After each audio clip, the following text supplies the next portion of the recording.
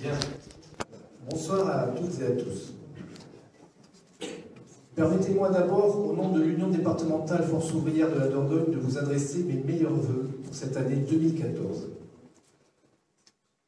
Il y a un an, Jacques Pauliat, secrétaire général en poste, posait la question à l'occasion des vœux 2013. Je le cite.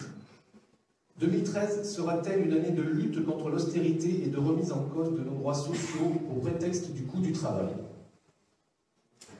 Force est de constater aujourd'hui que ces inquiétudes d'alors étaient fondées. Oui, 2013 aura bien été l'année du combat contre l'austérité. Cette austérité imposée par l'Europe au travers du traité de stabilité, de convergence et de gouvernance et de sa règle d'or imposant aux États membres de réduire le déficit à moins de 3% du PIB. Traité que le candidat à l'élection présidentielle de 2012 s'était engagé à dénoncer et que le président élu n'a pas remis en cause. Traité qui a conduit la Grèce, le Portugal, l'Espagne à la ruine et à la misère. C'est dans ce contexte de combat contre l'austérité que les militants Force ouvrière de la Dordogne, issus du secteur privé et du secteur public, ont rejoint les 6000 militants venus de toute la France à l'occasion du meeting national du 24 janvier 2013 à Paris. Plusieurs intervenants syndicaux européens se sont succédés à la tribune. Jean-Claude Mailly appela à une solidarité au niveau européen contre la politique d'austérité triplement suicidaire et dénonça l'accord national interprofessionnel du 11 janvier 2013, qualifié à l'époque d'historique. Historique sans doute parce qu'il augurait d'un retour en arrière sans précédent pour les droits des salariés. C'est avec le sentiment d'avoir participé à un rassemblement réussi qui ferait date dans l'histoire de notre organisation que les camarades de la Dordogne sont rentrés ce soir-là. Et sans tarder, nous sommes entrés dans la lutte. Lutte contre l'ANI, véritable remise en cause du droit du travail, et c'est dans la rue que l'Union départementale Force ouvrière, avec l'Union départementale CGT, c'est dans la rue, à l'occasion de 2 journées d'action en mars et en avril, que nous avons affiché notre opposition à cet accord. C'est aussi auprès des parlementaires du département que nous avons mené le combat, tout d'abord par une lettre leur expliquant les dangers de ce projet, puis à l'occasion d'une entrevue avec eux, au Conseil général, où après des échanges vifs, ils ont tenté de nous convaincre qu'il n'y avait pas que du mauvais dans cet accord, et qu'il apporterait des droits nouveaux pour les salariés, se faisant écho des arguments si souvent relayés et légitimant leur position par l'accord des organisations syndicales complices signataires de l'ANI. Ce combat pas encore terminé, c'est un autre qui commençait. La nouvelle était tombée, un nouveau plan social aux papeteries de Condat. Des investissements qui auraient dû être réalisés avaient été faits sur les sites italiens et espagnols du groupe. Et au final, il nous apparaissait que c'était la stratégie même du groupe qui avait déshabillé le site périgourdin au profit des autres usines, année après année, avec un budget recherche et développement nettement insuffisant pour permettre de sauvegarder l'emploi. Là encore, l'Union départementale a été du combat, soutenant l'action du syndicat de Condat, multipliant les rencontres avec les parlementaires du département, le préfet, la région. C'est aussi dans la rue, dès le 1er mai à Condat, et encore à l'occasion de manifestations à Terrasson, que nous avons rejoint les salariés de l'usine pour ensemble dénoncer cette injustice.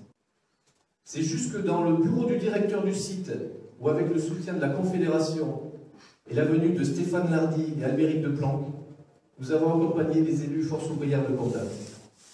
J'en profite pour remercier ici Stéphane, Albéric, ainsi que Pascal Pavageau pour son appui depuis Paris. J'en profite aussi pour saluer le courage de tous les camarades du syndicat Force ouvrière de Condat. Ils ont traversé des moments très difficiles, des périodes de doute, et comment pourrait-il en être autrement, des phases de tension où il a fallu prendre et assumer des décisions courageuses. Ils n'ont jamais baissé les bras et ont travaillé et bataillé pour limiter l'impact du plan et sauvegarder les emplois. Aujourd'hui, ils n'ont pas baissé la garde et ils continuent de défendre les intérêts des salariés de Condat. Encore récemment, à l'occasion d'une entrevue au Conseil général, nous avons engagé les élus à la plus grande vigilance sur la stricte application des engagements de la direction, et encore la semaine dernière à l'occasion de la visite sur site du président Rousset. C'était l'été et déjà un nouveau combat se profilait, celui de la réforme des retraites. Les militants de l'Union départementale Force ouvrière ont encore répondu présent. Des cortèges à Périgueux, à Bergerac, 2000 manifestants en Dordogne pour la journée du 10 septembre. Des lettres aux parlementaires leur rappelant qu'en 2010, ils s'étaient opposés à l'allongement de la durée de cotisation. Là encore, des réponses fidèles aux engagements qui sont les leurs, s'appuyant une fois de plus sur le soutien d'organisations syndicales favorables au projet. Toujours les mêmes. À l'appel de la Confédération, une délégation s'est rendue à Paris le 15 octobre devant l'Assemblée nationale pour affirmer notre refus de cette réforme injuste. Après le rejet du projet par le Sénat, l'Assemblée nationale a examiné le texte en seconde lecture le 26 novembre. À cette occasion, nous nous sommes rassemblés devant la préfecture et avons remis avec la CGT et la FSU une motion commune à monsieur le préfet. Certes, aujourd'hui, nous avons perdu la bataille. Mais être militant, c'est croire qu'ensemble, on peut changer les choses. Ce qu'une loi injuste a défait, une autre pourra le reconstruire. Le combat contre l'austérité en 2013, c'était aussi pour l'Union départementale le soutien au quotidien des syndicats dans leur entreprise et dans les actions qu'ils ont menées. Je rappellerai ici la grève et le rassemblement devant Groupama, le mouvement de grève dans les EHPAD de Tenon et Saint-Albert, la grève et le rassemblement devant l'agence EDF de Périgueux, le mouvement de grève au centre courrier de Sarlat, la journée d'action pour la défense de l'hôpital, c'était très récent en décembre. C'est encore le soutien de nos militants victimes de discrimination syndicale, et je pense ici à Audrey, que nous avons soutenu et accompagné, notamment le jour de sa convocation à l'entretien préalable au licenciement. C'était d'ailleurs une première pour moi que d'assister à un entretien sous surveillance policière avec l'employeur entouré de gardes du corps. C'est la vérité, la stricte vérité, je le jure. J'en profite pour ouvrir une parenthèse sur la discrimination syndicale. En 2013, se sentant sans doute soutenu par la bienveillance du gouvernement à l'égard des patronats, certains employeurs de l'Aude-Ardenne y ont mis du cœur. Entre les chantages, les menaces sur les salariés syndiqués dans les entreprises et les représentants du personnel directement visés par des licenciements, cette année a été très révélatrice de la conception du dialogue social chez certains patrons de notre département. 2013 a été aussi, comme dans toutes les unions départementales, l'accueil et l'accompagnement au quotidien par notre commission juridique de tous ces salariés en souffrance, bafoués et spoliés dans leurs droits. Ça aurait été aussi deux événements plus rares dans la vie du NUD. Le 3 mai à Bassillac, c'est ce jour-là que Jacques a mis fin à son mandat et que j'ai été élu pour lui succéder. J'en profite pour le remercier au nom de l'UD pour son action au cours de son septennat. C'était un septennat. Et pour le travail qu'il continue de faire au sein du Conseil économique, social et environnemental de la région Aquitaine, où il défend nos valeurs et notre département. Le 2 août, enfin, à l'occasion de la visite présidentielle, une délégation de l'Union départementale a été reçue en préfecture et a interpellé le président de la République sur la situation de Condat et de l'emploi en Dordogne, réclamant au passage une harmonisation sociale et fiscale au niveau européen pour éviter les délocalisations vers un pays membre à moindre coût. Nous avons également demandé l'arrêt du démantèlement des services publics dans un des départements les plus pauvres de France, qui est aussi l'un des plus étendus et qui accueille une forte proportion de personnes âgées. Nous avons encore demandé que soient donnés aux EHPAD les moyens nécessaires au fonctionnement pour pouvoir accueillir dignement nos parents et nos grands-parents. J'ai appris un nouveau mot à cette occasion, une nouvelle expression, l'expression VMC. Alors ça va peut-être parler aux personnes de la santé. Pour moi, c'était un système de régénération d'air conditionné, mais pas du tout. Il s'agit de santé, et notamment de santé dans les EHPAD. C'est visage, main, cul. Vous m'excuserez pour la grossièreté, mais c'est tout ce que le personnel a le temps de nettoyer, tellement ils sont peu nombreux.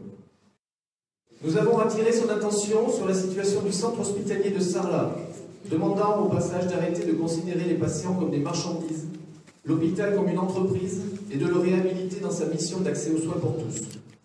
Nous lui avons enfin demandé de redonner du pouvoir d'achat aux salariés, en augmentant le SMIC, et d'être très vigilant sur le projet des réformes qui allaient être débattues. La chef de cabinet qui nous a reçus nous a assuré une réponse présidentielle à toutes nos questions. Je dois bien vous avouer que 6 mois plus tard, et après 2 relances, nous attendons toujours. À analyser jour et nuit la courbe du chômage, notre président ne trouve plus le temps de répondre aux interrogations pourtant légitimes des citoyens de notre département. Mais parlons-en de la courbe du chômage. Fin 2013, en Dordogne, 20 770 personnes étaient inscrites comme demandeurs d'emploi en catégorie A, c'est-à-dire n'ayant pas travaillé durant le mois. C'est une augmentation de 6,1% en un an.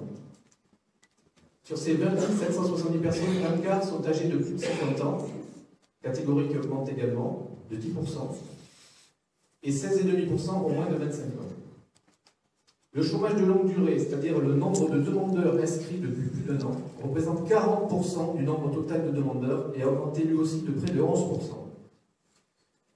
4300 personnes inscrites à Pôle emploi, toujours en catégorie A, perçoivent le RSA, soit une hausse de près de 8% en un an. Plus que jamais, nous sommes l'un des départements plus pauvres de France. Pas plus en Dordogne qu'au niveau national, la courbe du chômage ne s'est inversée. Tout au plus, le pourcentage d'augmentation du nombre de demandeurs d'emploi est à la baisse. On se console comme on peut. Tout est question de mots. De même, on ne parle pas d'austérité, mais de rigueur. Quand on supprime des emplois dans la fonction publique, on parle de la modernisation de l'action publique. Un accord salarial qui permet à l'employeur de se séparer plus facilement de ses salariés, ça s'appelle un accord de sécurisation d'emploi. Face à la souffrance au travail, on ne parle plus d'absentéisme, mais de présentéisme. Alors oui, Jacques, tu avais raison. L'année 2013 aura été celle de la lutte contre l'austérité. Mais pas que. Elle aura été aussi l'année des cadeaux aux patrons. Et pour les salariés, il faudra repasser plus tard. Recul des droits du travail, allongement de la durée de cotisation retraite, augmentation des taxes, pression fiscale, pouvoir d'achat en berne, tout contribue à accroître les inégalités. À l'article 1er de la Déclaration des droits de l'homme, il est écrit « Les hommes naissent et demeurent libres et égaux en droit ». Il n'y a pas écrit « Mais s'ils sont salariés, chômeurs ou retraités en 2014, ça va être difficile ». Et pourtant, elle est où l'égalité des droits? Alors face à ce triste constat, on pourrait être tenté de céder à la résignation. Mais depuis Cro-Magnon et tout au long de l'histoire, les femmes et les hommes de Dordogne ont lutté pour leur survie, ont combattu les occupants, se sont révoltés contre les injustices sociales. Alors, nous, militants Force ouvrière de la Dordogne, ne céderons pas à la résignation et dans nos entreprises, nous continuerons de réclamer, de revendiquer, de négocier. Nous, militants Force ouvrière de la Dordogne, nous mobiliserons pour préserver notre modèle social. Ce modèle hier mis en avant qui a permis d'amortir le choc de la crise et qui aujourd'hui coûterait trop cher. N'oublions pas que cette redistribution participe pleinement à l'économie de notre pays. Remettre en cause ce système reviendrait à se priver d'une source non négligeable du développement indispensable dans la bataille pour l'emploi. Nous, militants Force ouvrière de la Dordogne, serons déterminés pour faire entendre nos revendications communes et interprofessionnelles, augmentation des salaires, des retraites, ainsi qu'une véritable réforme fiscale pour plus de justice. Nous, militants Force ouvrière de la Dordogne, libres et indépendants, nous mobiliserons à l'occasion du meeting national le 29 janvier à Paris pour dire non à toute politique d'austérité, qu'elle soit de droite comme de gauche, pour réaffirmer nos positions, nos revendications et décider des nécessaires mobilisations à venir en 2014. Vive l'Union départementale Force ouvrière de la Dordogne, vive la Fédération générale du travail Force ouvrière.